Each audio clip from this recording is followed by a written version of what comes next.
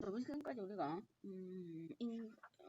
인공신경망을 했는데 오늘은 이미지 분류에 적합한 합성곡 신경망을 한번 보겠습니다.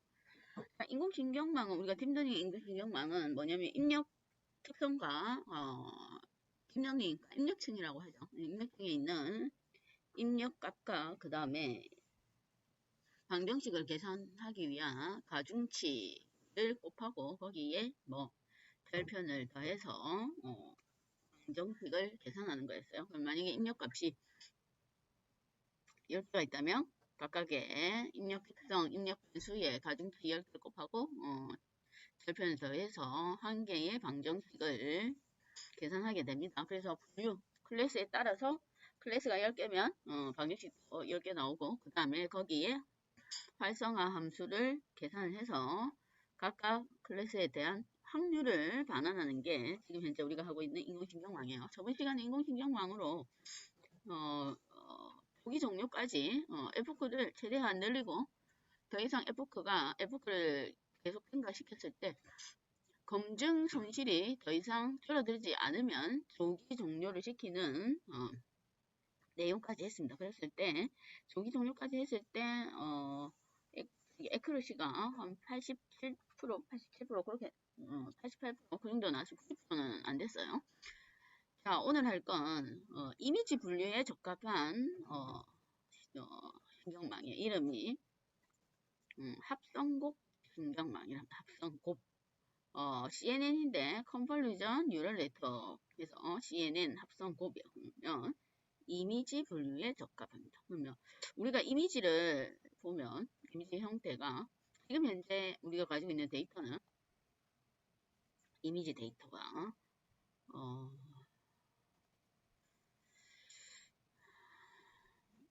이미지 데이터의 구조가 처음 이미지가 아니구나. 처음 이미지 데이터 구조가 어떻게 생겼냐면 입력 픽셀 단위가 픽셀 크기가 28 곱하기 28 픽셀의 이미지가 지금 6만 개 있는 데이터죠. 그러면 이미지 크기가 28 곱하기 28 픽셀로 이루어진 이미지입니다. 그게 여러 개의 이미지가 있는데 10개의 분류를 해내는 그 형태요. 이렇게 구성이 되어 있는데 보통 우리가 이미지 분류를 하기 위해서 지금 현재는 그러니까 784개의 입력 데이터와 가중치를 지금 현재 모두 계산하고 있습니다. 그러면 샘플 한 개 이미지당 필요한 가중치는 784개. 그래서 한 이미지를 훈련시킬 때 필요한 가중치가 784개 플러스 별편. 그래서 별편 한 개. 그래서 클래스별 개수별로 방정식을 계산해요. 그러면 샘플 한 개당 784개 곱하기 784개 플러스 별편 785개죠. 거기에 지금 분류가 10가지니까 샘플 이미지 하나당 가중치가 784개 곱하기 10입니다. 그렇죠? 거기에 절편 되면 780, 7800 뭐 몇 개 나오죠. 그래서 많단 말이에요. 그런데 이미지 형태를 보면 우리가 보통 이미지 구조가 어떤 이미지에 아까 우리가 이미지가 픽셀 단위로 이루어져 있습니다. 이미지 형태가 픽셀 단위로 이루어져 있어요. 그러면 보통은 이미지가 배경 이미지에 픽셀 단위가 있고 그 다음에 실제 이미지에 픽셀 숫자가 있습니다. 지금 우리가 흑백 이미지니까 0부터 시작해서 255까지로 구성이 되어 있어요. 그러면 0으로 구성되어 있는 픽셀 단위는 실제로는 계산에 참여할 필요가 없습니다. 0 되어 있는 건 뭐 색상이 없다 이 말이니까 아무것도 없는 입력값이 없다 이 말이죠. 걔는 계산을 참여시킬 필요가 없고 그 다음에 만약에 픽셀 단위 값이 255하고 그 다음에 픽셀 값이 1인 거는 255는 아주 진한 색상의 이미지가 선명한 부분이죠. 단위가 1인 거는 값이 1인 거는 희미한 거야. 희미한 거. 그러니까 그걸 똑같이 두 개 다 가중치를 계산할 필요가 없다 이 말이에요. 특성이 강한 부분은 좀 더 많이 계산하고 특성이 약한 부분은 이미지 단위가 작은 것들은 조금만 계산하겠다 이 말입니다. 같은 가중치를 이용하더라도 그래서 그게 더 정확도를 높일 수 있다 이 말이에요. 그래서 그림의 색상 픽셀 단위마다 있는 여기 색상 값을 있는 값은 조금 더 강조를 해서 정확도를 높이겠다 이 말. 특성이 있는 부분은 계산을 더 많이 시키겠다 이 말입니다. 그래서 그 방법이 지금 우리가 오늘 할 합성 곱입니다. 컨볼루션 뉴럴 네트워크.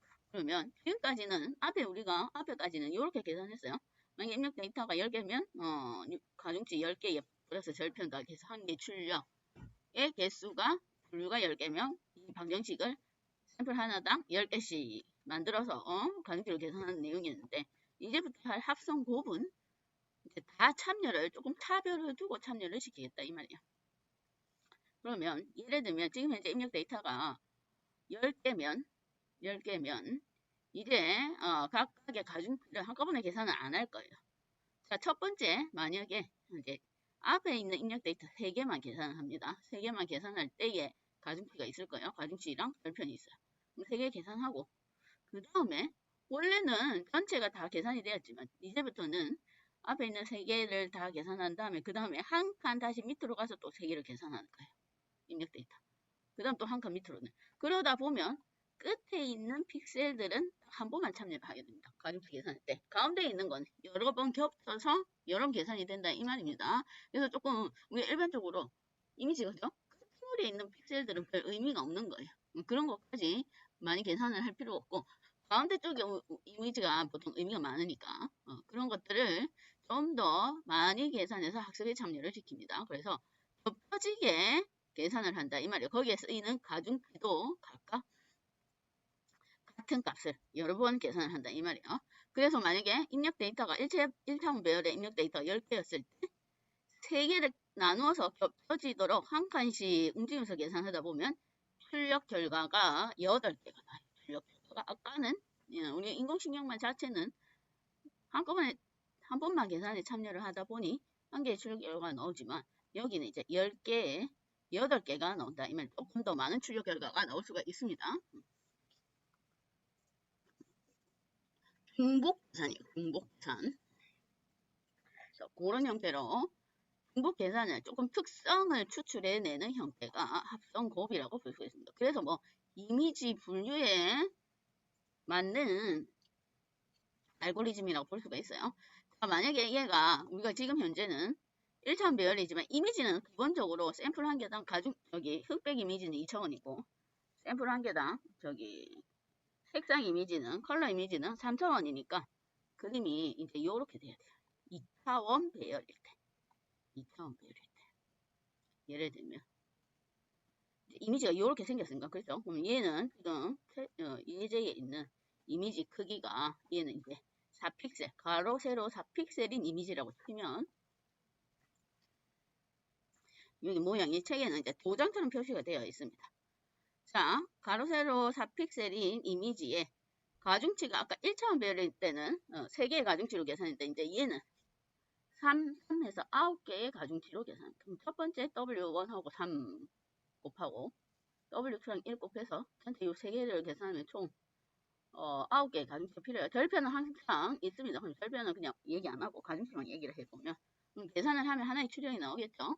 그 다음에는 한 칸 오른쪽으로 이동을 합니다. 한 칸 오른쪽으로 해서 다시 맨 위에 있는 107482511을 또 W1부터 시작해서 W9까지 가지고 가서 계산을 하는 거예요. 그럼 두 번째 나오겠죠. 오른쪽으로. 오른쪽으로 이동해서 더 이상 계산할 거 없으면 아래로 가서 한 번 더 계산을 하고 그 다음 또 오른쪽으로 이동해서 한 번 더 계산하면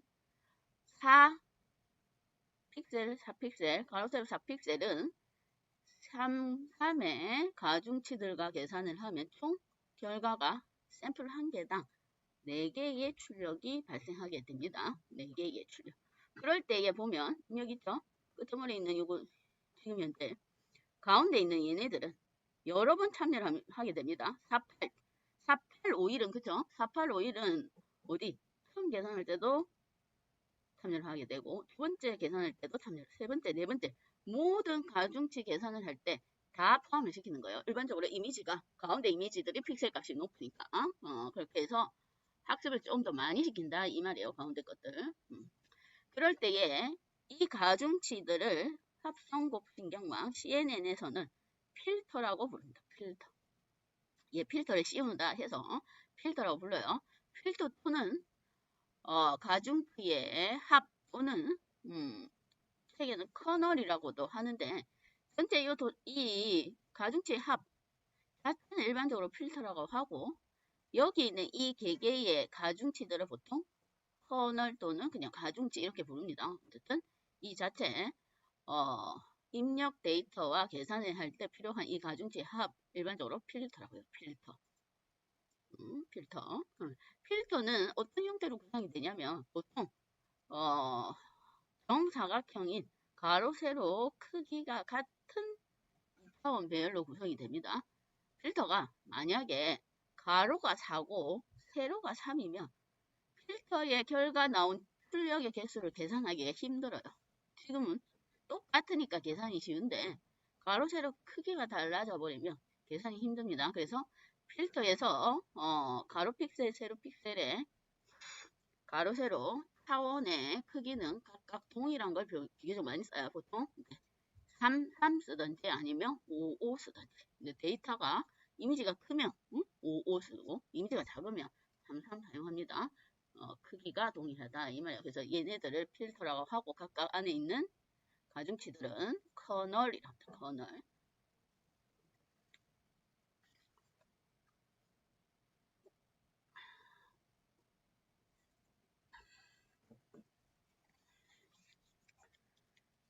그 다음에 용어가 똑같은 우리가 앞에 있던 심층신경망에서 사용하던 부분인데 그게 용어가 조금 다를 수가 있습니다. 그 다음에 특성매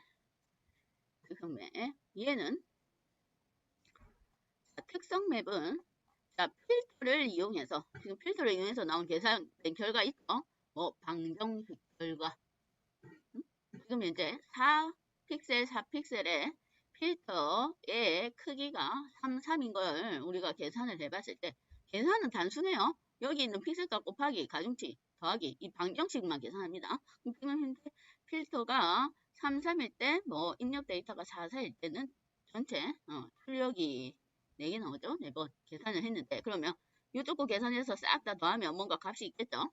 310, 648, 451 더해서 가중치랑 곱하고 그 다음에 절편이랑 더해서 나온 결과값 하나. 그 다음에 한 칸 오른쪽으로 이동해서 나온 결과값 하나. 그러면 4 곱하기 4에 대한 결과값은 총 4개가 나와요. 4개. 4개. 거기에 나온 결과값 필터를 이용해서 가중치를 계산한 방정식의 결과를 CNN에서는 특성 맵이라 합니다. 특성 맵 이름이 결과를 특성 맵.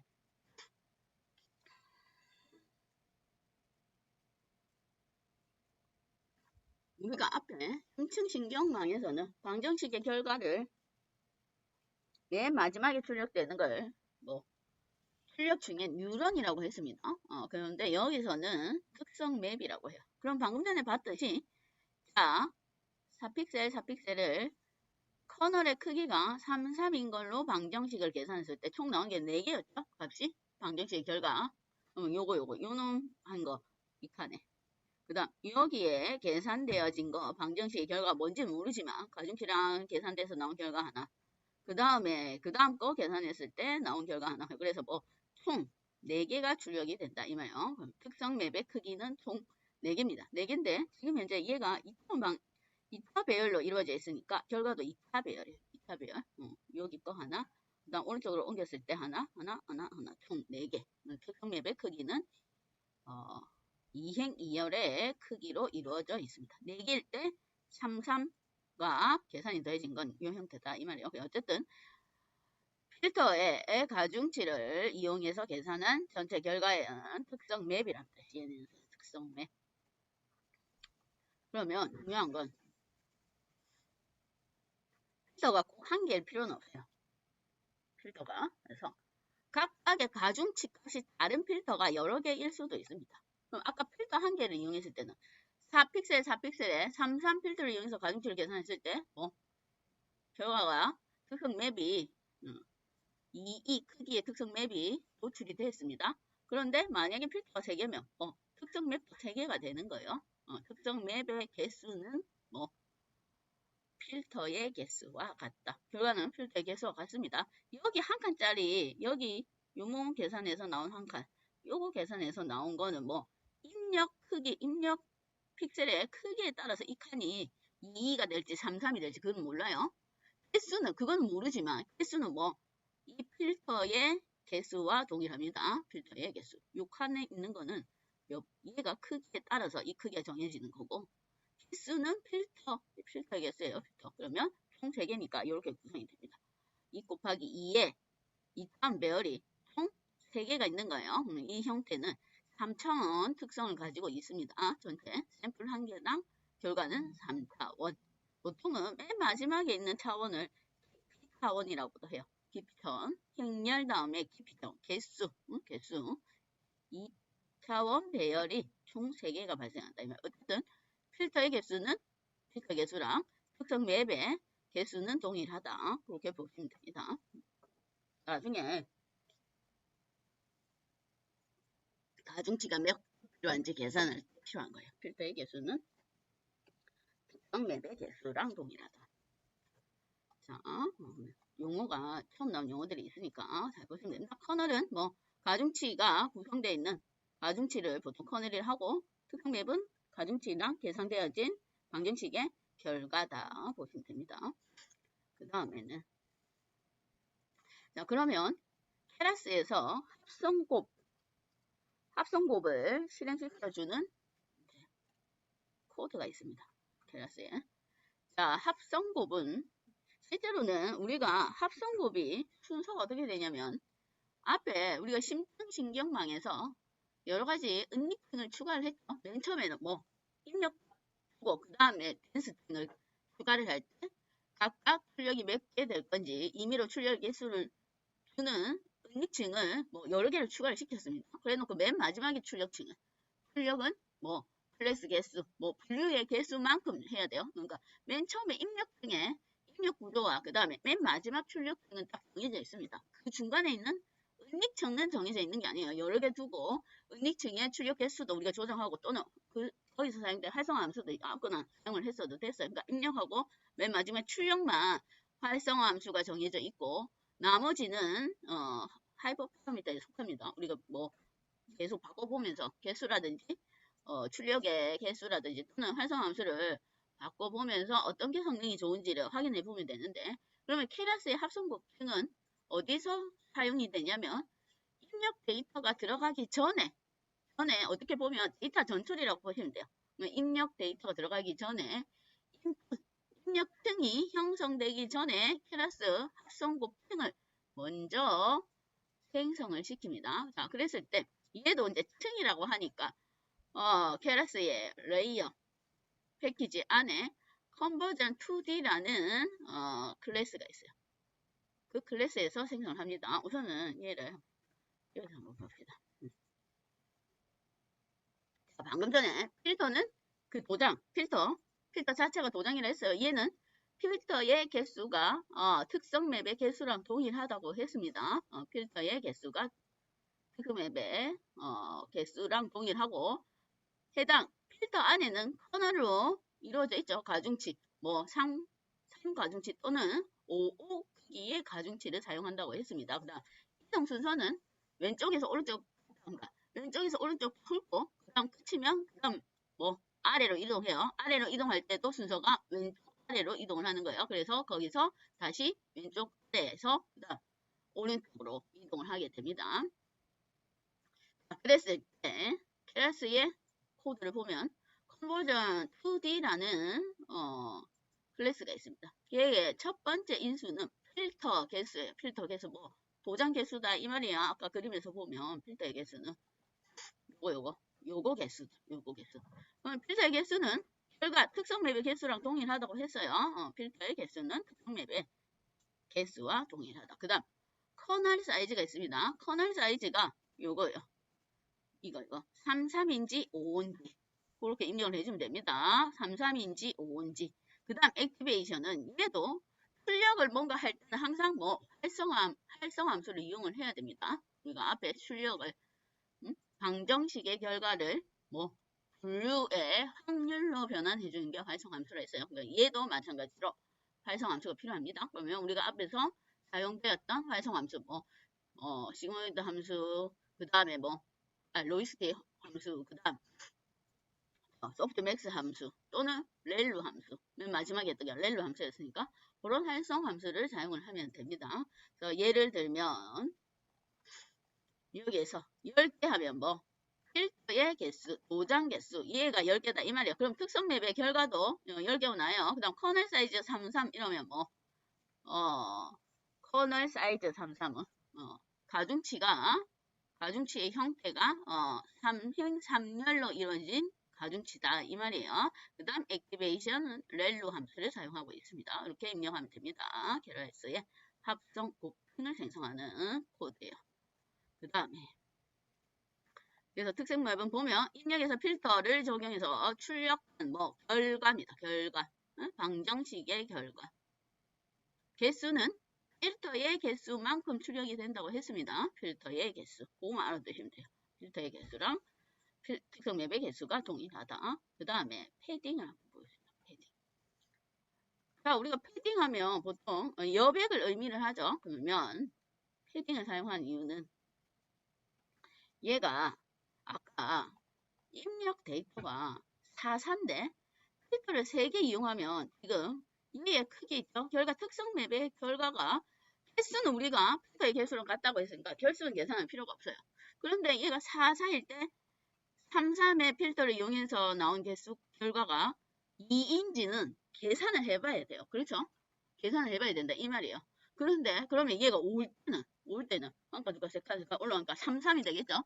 계산하기가 복잡합니다. 일일이 만약에 입력 데이터의 픽셀 단위가 한 100 곱하기 100이다. 그럼 우리가 계산하기가 힘들어요. 그래서 계산하기 힘들어서 이왕이면 얘가 만약에 44면 특성 맵의 크기도 43이 좋겠죠. 그러니까 입력 데이터의 크기랑 특성 맵의 크기랑 동일하면 우리가 계산할 필요가 없습니다. 이해하기가 쉬워요. 그래서 그걸 만들어주는 게 패딩이라고 볼 수가 있습니다. 패딩 그럼 어떻게 하냐면 원래 입력 데이터는 이렇게 생겼어요. 그런데 바깥에다가 그냥 칸을 하나씩 더 추가를 해서 딱 돌려서 해서 입력 값은 그냥 0으로 만들어 봅니다. 0으로 만든단 말은 가중치를 곱해도 결과에 전혀 영향을 안 주겠죠? 0 곱하기 0은 0이니까. 응? 그래서 계산 결과에는 영향을 안 주고 칸만 느리는 거예요. 그럼 지금 현재 4, 4일 때 바깥에 한 칸씩 늘려놓으면 얘가 지금 66으로 바뀌었습니다. 66에 필터 크기가 33인 걸 계산해보면 특성 맵의 크기가 44 이렇게 나와요. 그러면 뭐 입력 데이터의 크기와 특성 맵의 크기가 동일합니다. 개수 말고 크기. 아까 개수는 필터의 개수랑 똑같다고 했으니까. 그럼 이제 우리가 이 결과를 유추해내기가 쉽죠. 패딩을 씌우고 나서 33을 가중치를 계산하면 특성 맵의 결과의 크기도 이게 입력 데이터 크기다. 이 말은 임시로 바깥 테두리에 0으로 채워진 픽셀들을 채워주는 겁니다. 네, 그러면 우리가 이미지로 보면 원래 이미지 크기가 있는데 그 바깥에 배경이 아무것도 없는 걸 그냥 채워준다. 이 말이 의미가 없는 것들. 자, 그거는 그러면 얘가 그러면 44가 돼버려요. 그러면 이거는 우리가 계산하는 게 아니에요. 클래스가 자동으로 붙여주는 거예요. 그러면 어떻게 붙여주냐면 패딩이라는 옵션이 있습니다. 아까 컨버전 2D 생성 장소에 패딩이라는 매개 변수가 있어요. 거기에 same 이렇게 해버리면 입력 데이터의 크기와 특성 맵의 크기를 동일하게 나머지 픽셀들을 알아서 계산해서 0으로 만들어주는 거예요. 우리가 계산할 필요 없이. 그러면 입력 데이터의 크기만큼 특성 맵의 크기가 나오니까 우리가 이해하기가 훨씬 쉽다 이 말이에요. 그러면 패딩 이퀄 same 해버리면 그렇게 됩니다. 패딩 이퀄 valid 하면 패딩 자체를 적용 안 한 거예요. 그럼 우리가 결과를 유추해내려면 막 계산해야 되니까 번거로우니까 패딩 이퀄 same 해버리면 원래 입력 데이터 크기와 특성 맵의 크기가 동일하다 이 말이에요. 그러면 이제 유추하기가 쉽겠죠. 자, 그렇게 해서 그 용도로 패딩을 사용하기도 하고 또는 아까 원 데이터 있죠? 원 데이터 44일 때에 33 필터를 이용해서 가중치를 계산하는데 그럴 때에 원래 데이터에서는 요 끄트머리에 있는 요거 3은 한 번만 계산을 하게 돼요. 물론 끄트머리에 있는 입력 픽셀이니까 거의 의미가 없으니까 한 번만 계산을 해도 되는데 그럴 때 중간에 있던 4851이 있었죠? 걔는 총 모든 계산에 다 참여를 하게 되어 있습니다. 그러면 한 번만 계산한 거랑 4번만 계산한 거 4배 차이가 나죠? 너무 차이가 많이 난다 이 말이에요. 그래서 조금 더 계산을 한 번은 좀 너무 심하니까 계산을 조금 더 참여를 시키겠다 이 말입니다. 그럼 패딩을 한 칸 늘어 놓으면 실제로 이제 계산해 보면 맨 끝에 있는 2의 3은 총 4번이 계산이 되고 가운데 있는 거는 9번 계산이 돼요. 그럼 아까 한 번 하고 4번, 4번일 때는 4배 차이지만 4번 하고 9번이면 이제 2배 정도 차이밖에 안 납니다. 크게 많이 차이가 안 난다. 이 말이 너무 계산에 참여를 안 시키면 우리가 정확도가 떨어지니까. 그래서 끄트머리에 패딩을 채우고 어차피 얘네들은 0이니까 아무 의미가 없으니까 계산에 끝에 있는 픽셀들도 조금 그래도 계산에 좀 어느 정도 참여를 시키자 해서 사용하는 게 패딩 목적이었고 패딩은 특성 맵의 크기도 동일하게 시키고 끝에 있는 픽셀들도 가중치를 이용해서 어느 정도 학습에 조금 더 참여를 시키기 위해서 사용한 게 패딩의 목적이라고 볼 수가 있습니다. 물론 패딩을 사용 안 해도 되지만 그래서 패딩을 캐러스에서 패딩 설정은 아까 컨버전 2D에 보면 세임 패딩 있어요. 세임 패딩 해서 사용을 하면 됩니다. 그 다음에 스트라이드라는 용어가 있는데 얘는 필터가 이동하는 단위가 스트라이드예요. 그러면 뭐 한번 계산하고 한 칸 이동하죠. 기본적으로. 그래서 기본 스트라이드가 1입니다. 1. 필터가 이동하는 단위가 기본은 1이에요. 그게 스트라이드. 그러면 아까 필터 개수, 그 다음 커널 크기 33 또는 55, 그 다음 활성함수. 패딩은 세임 패딩 하면 우리가 계산을 안 해도 특정 맵의 크기하고 입력 데이터의 크기가 같습니다. 그 다음에 input shape 하면 이제 입력 데이터의 크기를 넘겨주면 됩니다. input 언더바 shape 하면 입력 데이터. 샘플 한 개당 입력 데이터 말이에요. 여기서 사용하는 우리가 심층신경망이라는 합성곡 CNN에서의 입력 데이터 개수가 뭔지는 얘네들은 상관 안 해요. 개수는 학습할 때 그냥 계속적으로 받아들이는 거고 실제로 여기서 사용하는 매개 변수는 다 크기입니다. 크기. 입력 데이터의 크기인데 기본적으로 3차원 배열 형태여야 돼요. 기본적인 게. 그 다음에 스트라이드 이동하는 크기는 이동하는 단위는 1. 이동하는 단위가 1인 거 아닌 것도 있습니다. 자, 그게 기본적인 가중치를 계산하는 방식입니다. 그 다음에 나오는 거. 풀링이 있습니다. 풀링. 용어 많이 나오는데. 풀링. 이제. 풀링은 지금 현재 입력 데이터에 우리가 크기랑 세임 패딩 하면 같은 크기의 특성 맵을 생성을 시킵니다. 지금 이 그림은 지금 여기 세임 패딩 안 한 거라서 밸리드 시킨 거라서 없지만 어쨌든 만약에 아까 패딩 시키고 나온 결과는 입력 데이터 크기와 특성 맵의 크기가 동일해요. 그러면 만약에 지금 현재는 예를 들어 가로 세로 4픽셀인데 앞에 우리가 지금 현재 주어진 샘플 데이터는 28 곱하기 28 크기였어요. 그럼 특성 맵의 크기도 28이 됩니다. 돼버려요. 그러면 특성 맵의 크기가 이렇게 돼버리면 지금 현재 이게 2차원 배열이죠. 근데 아까 뭐 필터의 개수만큼 특성 맵의 개수도 있습니다. 그럼 깊이가 있다 이 말이에요. 깊이가. 그러면 실제로 입력 데이터를 심층신경망에 여기 심층신경망 입력 데이터로 주기 전에 원 데이터와 만약에 세임 패딩을 하면 이 그림은 세임 패딩 안 해서 그렇지만 지금 현재 4 배열이 총 3개 있는 거예요. 필터가 3개니까. 그러면 원래는 합성법 CNN을 안 하고 그냥 심층신경망을 쓰면 그냥 4로 그대로 입력 데이터가 들어가 버리는데 지금 심층신경망을 통했더니 데이터가 입력 데이터가 더 많아졌다 이 말이에요. 물론 여기에서 많은 입력 데이터는 그 해당 이미지에 특별한 그 픽셀 값들이 있는 것들이 많이 계산되어서 나온 거기 때문에 정확도는 높지만 너무 데이터의 양이 많다 이 말입니다. 왜냐 이거는 지금 차원이 늘어나는 거니까 개수가 늘어나죠. 크기는 똑같으나 결과는 똑같으나 이 개수가 늘어나는 거예요. 필터가 개수가 3개만 쓰는 거 없습니다. 실제로는 많이 써요. 그러다 보면 결과 입력 데이터에 이거 뒤에 거 차원까지 계산을 해버리면 뭐 심층신경망으로 들어가기 전에 데이터가 너무 커진다 이 말입니다. 입력 데이터가 너무 많아져 버려. 그래서 그걸 좀 줄이는 게 이제 풀링입니다. 풀링. 맨 마지막에 이제 좀 줄여야 돼요. 특성은 유지하되 좀 축소를 시킬 겁니다. 그러면 만약에 특성 맵의 크기가 결과가 2의 총 3개, 응? 2행 2열에 2차원 배열이 총 3개 이 결과가 나왔는데 이게 결과가 많다 이 말이에요. 응? 깊이 차원이 요 깊이 개수가 실제로 할 때는 많이 있습니다. 그러면 그걸 다 넣어버리면 지금 입력 데이터 크기가 너무 커지니까 폭약시킬 거예요. 그걸 풀링이라 합니다. 풀링. 그러면 풀링은 이게 있죠. 지금 특성 맵이 아까 이렇게 결과가 나왔다고 쳐요. 총 지금 결과가 이렇게 나왔다 쳤을 때 풀링도 필터와 같은 뭐 가중치가 있습니다. 그러면 필터와 같은 가중치가 있는데 얘를 요만큼 빼내서 하나로 축약을 시킬 거예요. 그러니까 2분의 1로 축약을 시킬 겁니다. 그러면 4행사열을 2분의 1로 축약시키면 2의 2열이 되죠. 그럴 때 그럼 여기 있는 값 중에 뭘 쓸 것인지 두 가지 방법이 있습니다.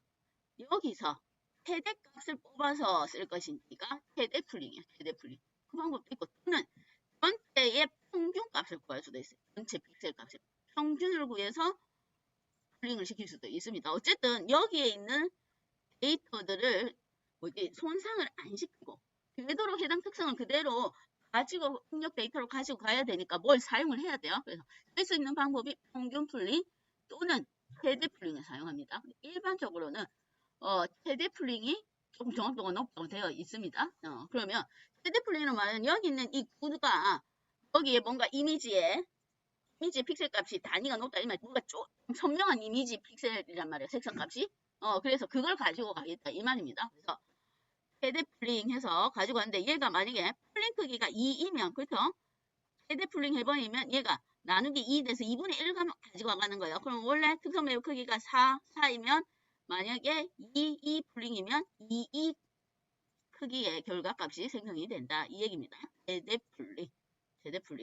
그러면 풀링은 겹쳐지게 계산 안 합니다. 앞에 필터랑 우리가 입력 데이터를 계산할 때는 한 칸씩 이동했죠. 스트라이드가 한 칸씩 이동해서 계산이 되는데 풀링은 붙임을 안 해요.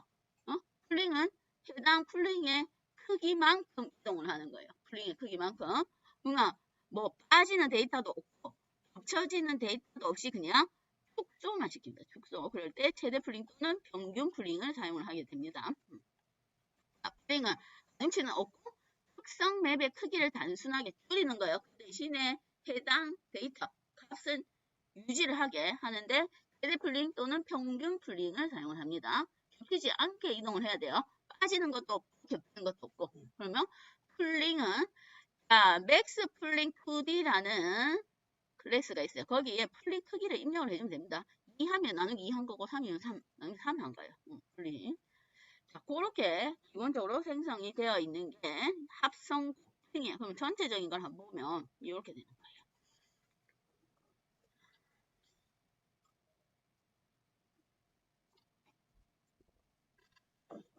자, 이게 데이터가 샘플 이미지 하나가 입력 크기가 4행 4열에 2차원 배열의 입력 데이터가 하나 있다고 쳐요. 이미지가.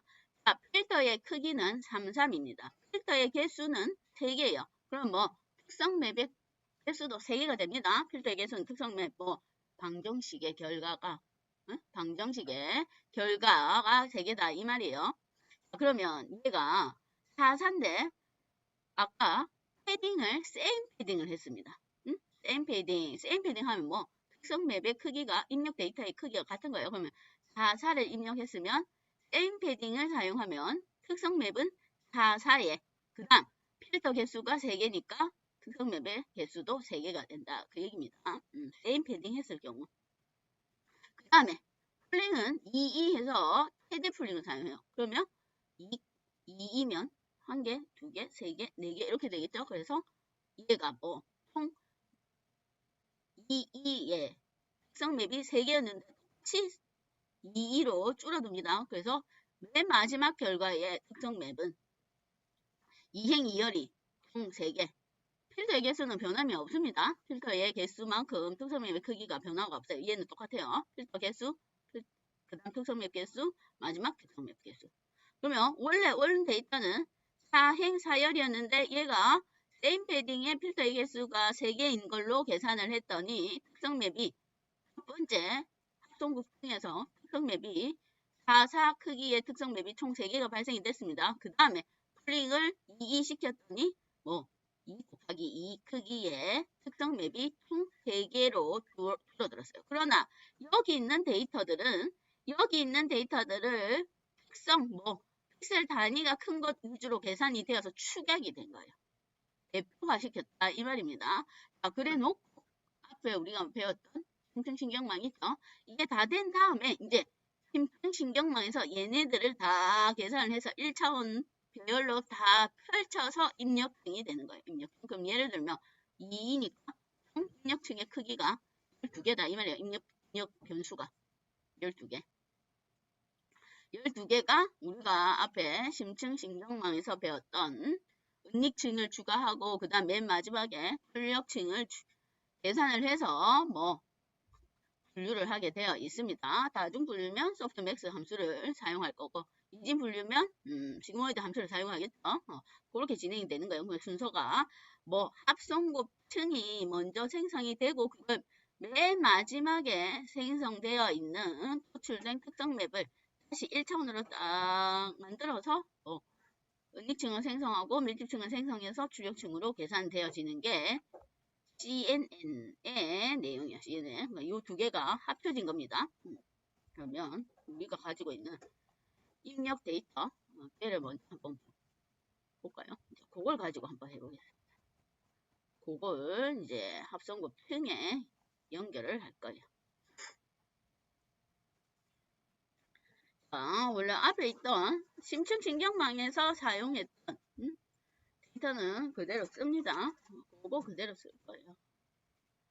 원래 데이터는 지금 현재 6만 개의 훈련 데이터가 있는데 그걸 다시 테스트 스플릿해서 80% 20% 나눠서 지금 이제 48,000개가 되어 있습니다. 자, 첫 번째 합성곱층을 이제 생성을 합니다. 첫 번째 합성곱층. 이 데이터 구조는 어떻게 되는지 우리가 알고 있으니까.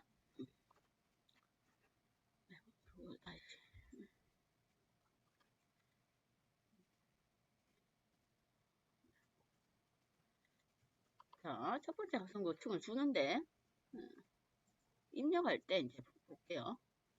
입력할 내용을 구조를 한번 봐야 돼요.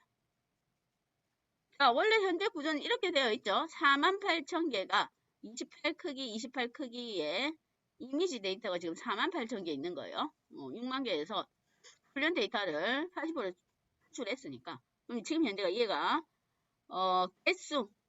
개수가 48,000개고 그럼 개수를 빼버리고 샘플 데이터를 하나 생각해보면 2차원 배열 형태입니다.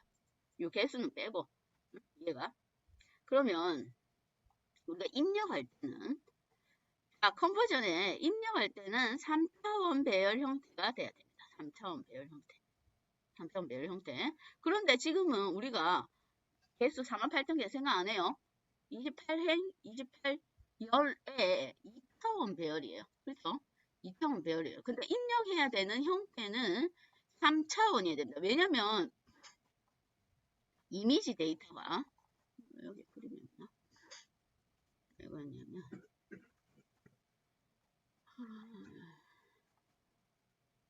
우리가 요 그림을 좀 보면 됩니다. 지금 현재 우리 샘플 데이터는 흑백 이미지라서 샘플 개수는 빼고 한 개를 생각해보면 28이에요. 지금 현재는 구성이. 그러면 지금 얘가 48,000개에 28 원래는 요 형태예요. 3차원 배열 흑백 이미지라서 우리가 가지고 있는 흑백 이미지. 얘가 만약에 컬러 이미지는 만약 컬러 이미지가 있다 치면 얘는 48,000개에 28 맨 마지막이 3입니다. 색상 이미지는 255 RGB 색상값을 쓴다고 했습니다. 255의 RGB 색상은 요렇게 구성이 되니까. 응? 255 최대값이 255 한 개가 아니다 이 말이에요. 255. 그래서 총 컬러 이미지는 4차원. 4차원. 이렇게 돼요. 데이터가 이미지는. 근데 지금 현재 우리는 흑백 이미지를 쓰죠. 그럴 때에 요 개수는 포함을 안 한다고 했습니다. 개수는 넘겨주는 값이 없어요. 크기만 넘겨주는 거예요. 샘플 이미지 한 개당의 크기. 그러면 흑백 이미지는 원래는 28 이렇게 생성이 되어 있습니다. 그런데 인풋 쉐입에 들어갈 형태는 3차원 배열이어야 돼요. 자, 이미지에서 맨 마지막에 컬러 이미지 차원을 여기 들어가는 걸 채널 차원이라고 합니다. 채널 차원, 색상 차원을 채널 차원이라고도 해요. 3차원 이미지는 있는데 얘는 흑백 이미지가 없고 그러니까 뭐 그냥 얘가 원래 1차 저기 생긴 게 뭐 이렇게 생겼죠. 2차원 배열이니까 픽셀당 예를 들면 4개로 치면 이렇게 구성이 된다 이 말이에요. 그렇죠? 이미지가 픽셀 만약에 44픽셀 예를 들어 예제에서 보는 픽셀 크기가 가로세로 4라 치면 이런 게 구성이 이렇게 되어 있습니다. 이걸 지금 2차원 배열인데 3차원으로 변경을 시켜줘야 돼요. 3차원으로. 그러면 3차원 변경은 뭐 이게 여기 있는 배열 요소를 다시 배열로 그냥 씌우기만 배열로 바꾸기만 하면 돼요. 배열 요소를. 그러면 코드는 뭘로? 코드는 얘를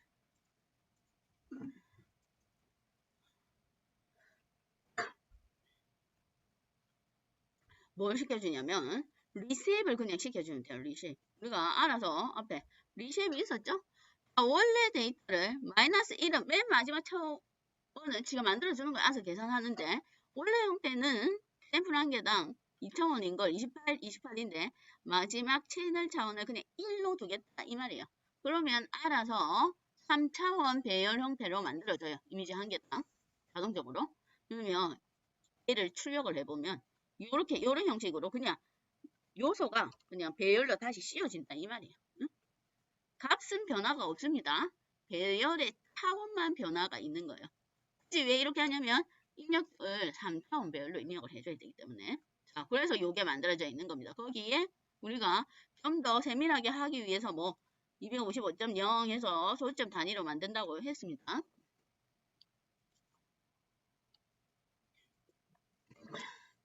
그러면 트랜스케일드 쉐이프를 얘를 한번 찍어볼까요? 트랜스케일드 여기까지만 형태 뭐 3차원 형태의 변경된 내용을 쉐이프로 한번 찍어보면 되죠. 여기까지 구성되어 있는 걸. 아 여기 아니구나. 코드가 엉뚱한 데가 없구나. 쏘리.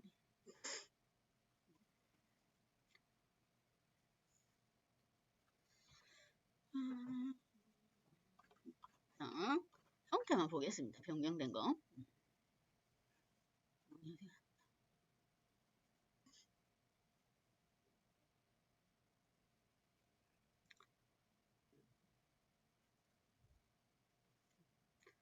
자, 읽었는데 시간이 좀 걸리니까 얘가 3편 형태로 변경이 되어 있을 거예요. 구조가 이렇게. 그래서 원래는 6만 28이었는데 형태를 리세이브 해주면서 맨 마지막 KP 차원을 그냥 1차원 형태로 만들어라 이 말입니다.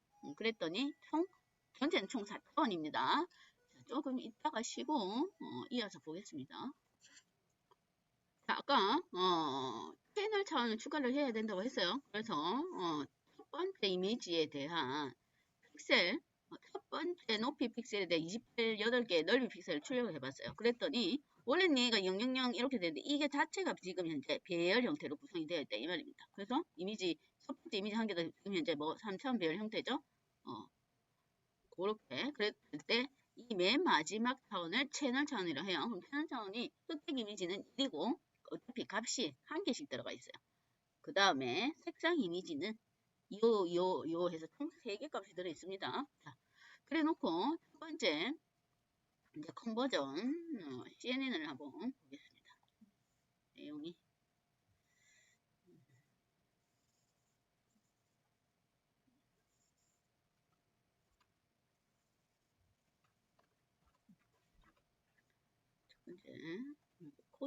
코드는 뭐 크게 복잡하진 않으니까 내용을 이해를 해야 되니까 케라스가 오겠다.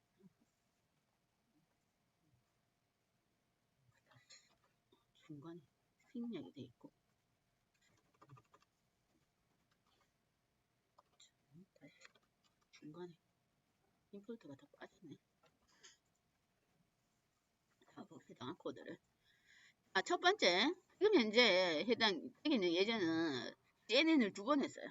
그러면 첫 번째 CNN 합성곱은 첫 번째 얘가 이 첫 번째 인수값이 뭐 필터 개수라 했습니다. 그럼 32개예요. 필터 개수가. 그러면 뭐 우리가 맨 마지막에 나올 특성 맵의 개수도 32개다 이 말입니다. 그 다음에 커널 사이즈는 3, 3, 1을 넣으면 3, 3이다 이 말이에요. 바로 세로가 똑같으니까. 그 다음에 활성 함수는 렐루 함수를 사용했습니다. 그 다음에 패딩이 셈이면 뭐 입력 데이터의 크기와 특성 맵의 크기가 같다 그 얘기입니다. 그러면 뭐 입력 데이터가 지금 현재 28, 28이니까 특정 맵의 크기도 28, 28. 그 다음에 뭐 개수는 필터 개수인 32개. 그러면 첫 번째 합성곱의 결과는 합성곱의 결과 특성 맵이 어떻게 생겼냐면 크기가 입력 데이터의 크기가 28, 28가 28, 28. 그 다음에 이 32개는 필터 개수 32개. 필터 개수와 특성 맵의 개수가 동일하다고 했어요. 그럼 첫 번째 합성곱을 하면 특성 맵이 28, 28, 32 이렇게 나오는 거예요. 그 다음에 여기에 사용되는 우리가 가중치, 가중치, 뭐 매개 변수. 계산에 사용되는 가중치를 한번 계산해 볼까요? 가중치 개수, 매개 변수 개수 말입니다. 방정식에 사용되는 개수는 자, 얘는 뭐 어떻게 계산되냐면 패널 첫 번째가 패널 차원, 이제 3차원이 기본이니까 곱하기 그다음 커널 크기, 그렇죠? 커널 크기 곱하기 앞에 거 우리가 생각해 보면 패널 커널 크기가 가중치의 개수를 했습니다. 3, 3이면 총 9개죠? 9개. 그 다음에 뭐 특성 필터 개수만큼 나오죠? 그러니까 필터 개수가 1개면 커널 크기 3, 3이면 총 9개가 가중치여야 돼요. 근데 거기에 뭐 필터 개수까지 곱해집니다. 필터 개수. 그 다음에 각각의 필터마다 뭐 절편이 1개가 있습니다. 우리가 절편을 얘기를 안 해서 그렇지. 방정식 계산할 때 절편이 무조건 하나 있어요. 그러면 플러스 필터 개수. 이거는 절편에 해당된다. 이 말이에요. 절편. 그러면 첫 번째 합성곱에서 필요한 전체 가중치는 패널 차원은 1이고 그 다음 곱하기 커널 크기가 3이니까 3 곱하기 3. 그 다음에 필터 개수가 32개네요. 거기에 플러스 필터 개수 32개. 그렇게 하면 결과가 나옵니다. 그러면 결과가 9. 암산이 안 되니까 계산해보면 곱하기 32 플러스 32 하면 총 320개가 되네요. 320. 필요한 거 그렇게 계산하면 되고 이게 첫 번째 합성곱이고 그 다음에 맥스 풀링을 한다고 했습니다. 왜? 너무 결과가 커지니까 PP까지 지금 PP가 32개예요. 원래는 28 곱하기 28 하면 784개인데 얘는 PP까지 있어버리죠. 28 곱하기 28에 31을 더 곱해야 됩니다. 그렇죠? 784 곱하기 31을 더 해야 된단 말이에요. 너무 많다 이 말이에요. 그래서 맥스 풀링을 최대 풀링을 하게 됩니다. 그럼 맥스 풀링 2 하면 뭐 개수는 그대로라고 했습니다. 뭐 크기가 반으로 줄어든다고 했어요. 그럼 맥스 풀링하고 났더니 결과는 원래는 해당 결과가 28, 28에 32인데 나누기 2 해서 이거 개수는 그대로입니다. 그러면 14, 14. 28 나누기 2 해서 14, 14 해서 첫 번째 결과 여기 특정 맵은 14 곱하기 14 곱하기 32 이렇게 되는 거예요. 그 다음에 또 두 번째도 두 번째 합성곱 층도 마찬가지로 은닉층처럼 여러 개 층을 추가를 할 수가 있습니다. 두 번째는 이제 필터 개수를 64개로 늘렸네요. 커널 사이즈는 2개 동일합니다. 세임 패딩 이랬으니 그럼 입력 데이터가 이제 얘의 크기가 되는 거예요. 입력 데이터의 크기가.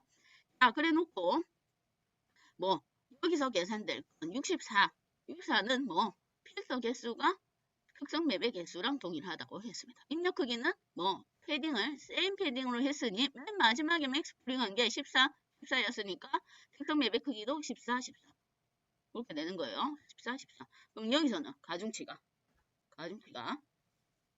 가중치를 우리가 계산을 해보면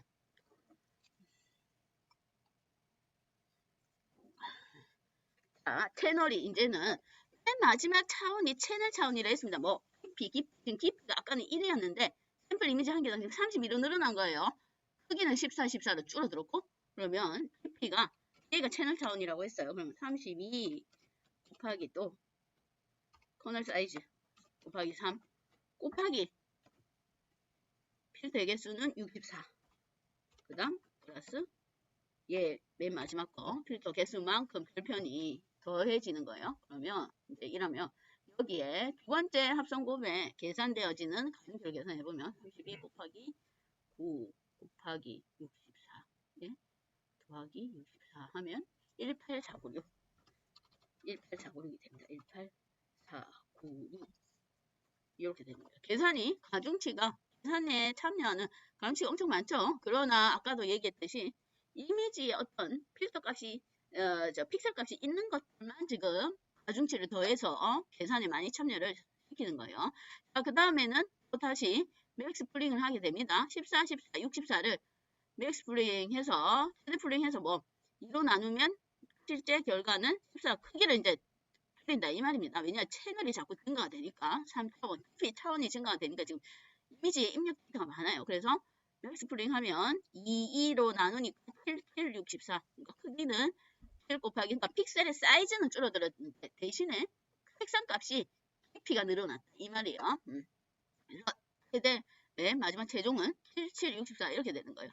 이렇게 해놓고 앞에 그 다음에 심층신경망으로 입력 데이터가 넘어가게 됩니다. 그러면 원래는 우리가 할 때는 원래는 28, 28이었지만 CNN을 통과해서 나온 최종 결과는 7, 7, 64 실행 출혈에 총 64개가 있는 이미지 크기가 된다 이 말입니다. 그럼 얘가 이제 입력 데이터로 전달이 되는 거예요. 앞에 프레턴 하면 이걸 일자별로 안 늘려도 이 값이 정상적으로 그대로 전달이 됩니다.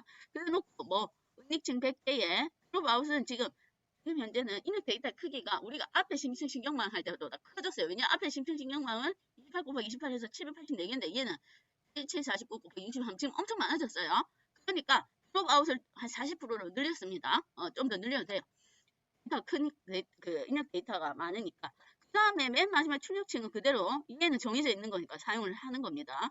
그 다음에 설정에서 파일 설정에서 옵티마이즈는 우리가 클래스가 기본 RMS 프로프로 했는데 저번 시간에 했던 건 아담은 동사하강법을 사용을 하는데 RMS 프로프는 뭐 방정식의 곡선이 직선이 밑에서 위로 올라가는지 아니면 위에서 밑으로 내려왔는지를 이전에 학습한 걸로 가지고 위쪽이면 위쪽으로 계속 가는 거고 아래쪽이면 아래쪽으로 계속 가는 거였어요. 이전 값을 참조를 하는 겁니다. 그 다음에 아담은 원래 있던 RMS 프루프랑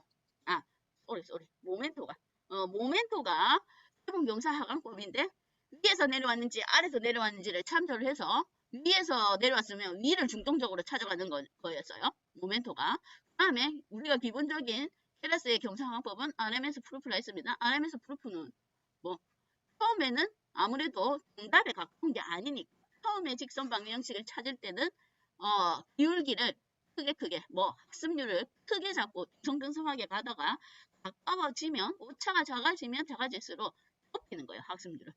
그래서 그걸 점진적인 경사하강법이라 했습니다. 아담은 모멘토와 RMS 프루프가 두 가지 장점을 합한 거예요. 그래서 요즘에 많이 사용하는 게 아담입니다. 그래서 옵티마이저를 아담으로 바꿀 거예요.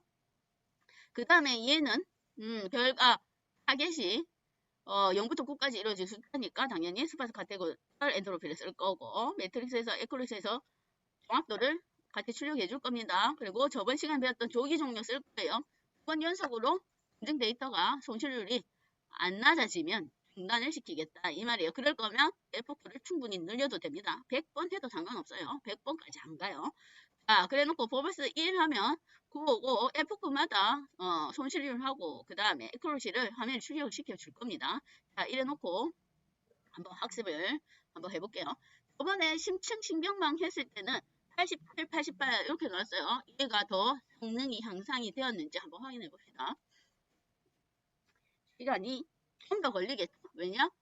CNN층을 추가를 해야 되니까 그 다음에 CNN층 추가하고 나서 입력 데이터 크기도 심층 신경망 할 때보다 지금 늘어났습니다. 그래서 시간이 좀 더 걸릴 수가 있습니다. F9는 이제 뭐가 최적인지 정확하게 이거는 지금 파이썬이 3.9라서 내용이 달라요. 여기는 뭐 어떻게 되는지 모르지만 우선 하는 동안 우리가 서머리 메서드를 이용해서 요약한 내용을 보겠습니다. 첫 번째 컨버전 2D 했을 때 자, 패널 차원이 1이고 입력 데이터 크기가 20였는데 뭐 필터 개수가 32개라고 했습니다. 그래서 나온 결과가 입력 데이터는 패딩을 쌤 패딩했기 때문에 입력 데이터 크기와 특성 맵의 크기가 같다고 했고 그 다음에 필터 개수가 32개, 파라미터는 320이네요. 아까 계산한 파라미터 봅시다. 320으로 되어 있는지 320 그 다음 그래 놓고 풀링은 가중치가 없죠. 걔는 줄이는 거예요. 그냥 줄이는 거였어요. 그래서 가중치가 필요가 없고 그래서 풀링 하니까 뭐 특성 맵의 크기만 2분의 1로 줄어들었습니다. 개수는 그대로. 그 다음에는 두 번째 풀링을 했죠. 필터의 개수를 64개로. 그랬더니 입력 데이터의 크기는 같고 필터의 개수 64개가 특성 맵의 개수였어요. 그래서 특성 맵을 개수를 64개로 해서 아까 매개 변수 필요한 가중치가 몇 개인지 계산했더니 여기 결과는 18496이네요. 아까 우리가 계산한 결과가 여기도 18496 맞죠? 그렇게 계산을 해보면 됩니다. 그 다음에는 마찬가지로 두 번째 맥스 풀링 해서 2로 줄어들으니까 맨 마지막에 생성되어 있는 특성 맵의 크기는 7764. 자, 그게 이제 뭐 DNN에 들어가서 입력 데이터로 들어가면 입력 데이터의 크기가 3136이네요. 아까 처음에 우리가 했던 심층 신경만 784개였어요. 얘는 3136개로 늘어났지만 여기서 늘어난 거는 필요 없는 픽셀들은 빠진 거예요. 필요 없는 픽셀들은 빠지고 픽셀의 단위가 있는 것들, 어떠한 색상 값이 그림이 있는 것들만 모아서 입력 데이터의 크기를 늘렸습니다. 입력 데이터 크기는 늘어졌지만 뭐 퀄리티가 더 높다 이 얘기입니다. 3136개의 전기층의 출력값은 100개니까 얘는 뭐 3136 곱하기 100 플러스 이렇게 해서 313700 이렇게 나오죠. 맨 마지막은 얘는 입력 데이터 크기 상관없이 맨 마지막 우리가 분류가 10개니까 100 곱하기 10 해서 플러스 10 해서 1010 해서 필요한 파라미터 개수가 생성이 되어 있습니다. 아직 안 돌아갔구나. 그렇게 해서 계산을 해보면 됩니다. 자, 최근 여기도 페이션수 2번 해서 보니까 9번까지 했어요. 9번까지 돌린 것 같아요. 8인가 9번이죠? 그러면 2번이니까 7번째가 적합한 F9 단위다. 이 말이에요. 여기 6이지만 이게 0부터 시작하니까 7번째죠? 7번째에서부터 뭐 노란 거 검증의 손실률이 다시 올라가고 있습니다. 얘는 훈련 데이터는 훈련이 양이 많기 때문에 학습에 참여한 횟수가 많기 때문에 할 때마다 줄어드는 게 맞아요. 얘는 그런데 제 건 이제 얘가 3.9라서 내용이 이제 다를 수가 있습니다. 뭐 버전 또는 버전 그 다음에 클래스라든지 외부 모듈의 버전 그 다음 본인의 컴퓨터 성능에 따라서 얘가 차이가 있을 수가 있습니다. 그 결과가 달라요. 그래서 성능이 좋으면 뭐 빨리 될 수도 있는 거예요. 자, 그렇게 해놓고 봅시다. 뭘 4번 아까보다 왜 속도가 느리지? 뭘 해서 속도가 느릴까?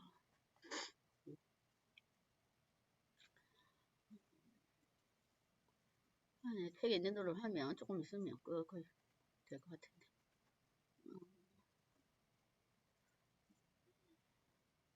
얘가 혹시나 파이참에서 안 되면 CNN이 한 번씩 버전 문제 때문에 그러니까 파이썬의 버전은 올라가는데 그 뒤에 외부 패키지의 모듈이 못 따라가는 경우가 있습니다. 그 다음에 여기 우리가 사용되고 있는 외부 패키지가 많죠? 놈파이 있고 매플로 라이브러리가 있고 그 다음에 케라스도 있고 지금 사이클런도 있어요. 그래서 얘네들이 어떤 하나가 세상에 뭐 버전으로 올라갔는데 나머지가 그 버전을 못 따라가게 하는 경우가 있어요. 얘들이 버전들이 안 맞아서 디폴트 되어지는 게 많으면 많을수록 특히나 사이클런하고 텐서플로우가 이게 뭐가 속 안 맞아요. 그래서 두 개가 에러가 나는 경우가 있습니다. 그러면 지금 저기 인공지능이 빨리빨리 뭐 대체되는 내용이 많이 없어요. 이게 뭐 학습량이 많이 없고 데이터들이 정보가 많이 없어서 그래서 찾기가 힘들어요. 그러면 저번에 가르쳐 줬듯이 구글 콜앱에서 돌리면 됩니다. 거기에 뭐 램도 메모리도 크게 나쁜 건 아니니까 거기서 실행시키면 돼요. 오늘따라 얘가 왜 이렇게 속도가 느린가? 자, 우선 대충 네 번째 F4까지도 벌써 91%로 올라왔습니다. 검증이 조금 높네요. 훈련이 낮고 어쨌든 앞에 심층신경망 했을 때는 87, 88이었는데 합성공 CNN에서 돌리니까 조금 높긴 높아요. 어쨌든 90%면 지금 이미지 분류가 90%란 말은 굉장히 좋은 거예요. 응? 이미지 분류가. 근데 실제로는 지금 현재 이 케라스에서 제공되는 이미지는 이미 정형화되어 있습니다. 뭔가 오류가 없는 이미지예요. 뭐 크게 손실될 게 없어요. 왜냐? 이미지가 중간에 이미지가 형성되어 있고 나머지 배경들이 그냥 흰색으로 다 세팅이 되어 있는 상태예요. 그래서 당연히 정확도가 올라갈 수밖에 없습니다. 근데 만약에 우리가 찍은 사진들 있죠? 그런 사진들을 모아서 했을 경우는 이렇게 스코어, 에큐러시가 90%까지 잘 안 가요. 응? 한 50%? 60%가 그 모아놓은 그 색상 이미지, 특히 컬러 이미지 돌리니까 에큐러시가 45%밖에 안 돼요. 그러니까 지금 현재는 이미지 자체가 깨끗하게 전처리가 잘 되어 있는 이미지라서 지금 91% 나오는 거예요. 91% 정도 나오고 있습니다. 여섯 번째. 이거랑 같이, 얘랑 같이 돌린가 그런가 보다. 느린가 봐. 다른 거랑 지금 돌리는 게 많아가지고. 그걸로 확인해 보면 되고, 뒤에는, 그래프를 확인 안 해봐도 몇 번째에서 중단됐는지는 결과만 보면 됩니다.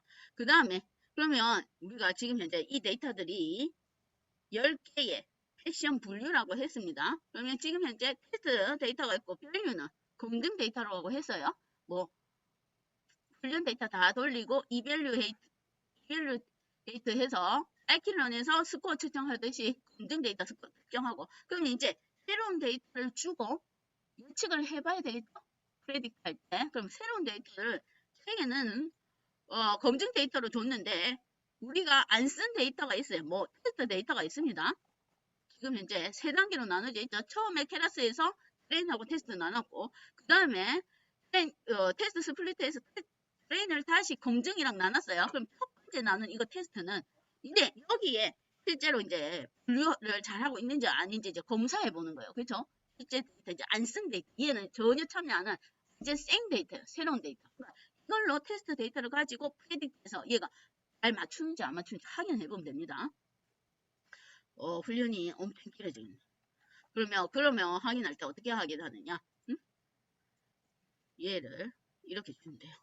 이 책에는 밸류 데이터를 줬는데 밸류 데이터 말고 테스트를 스케일로 바꿔주고 이제 테스트도 이제 스케일을 똑같이 조정해 주면 되니까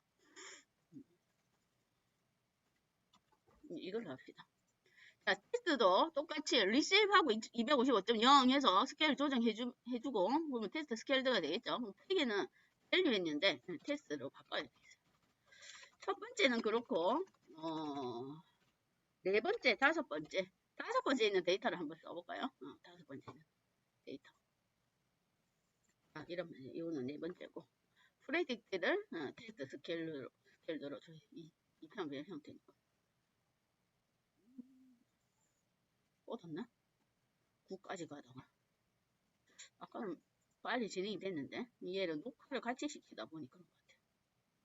뭘 하나 중단해야 되겠다.